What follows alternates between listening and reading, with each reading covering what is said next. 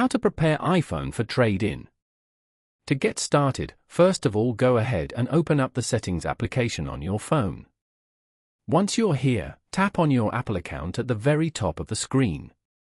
This takes you to the Apple account screen, which manages your personal account for all Apple services. Scroll down to Find and tap on Find My. Then, tap on Find My iPhone at the very top. Turn the toggle switch for Find My iPhone to turn it off. You will be prompted to enter your Apple ID password to disable this feature and then tap on Turn Off. After this, go back to the Apple account page and scroll all the way to the bottom, then tap on Sign Out. From the pop-up, select Erase this iPhone to proceed.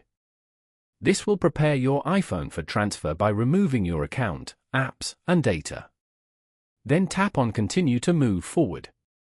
Following these steps, you can easily prepare your iPhone for trade.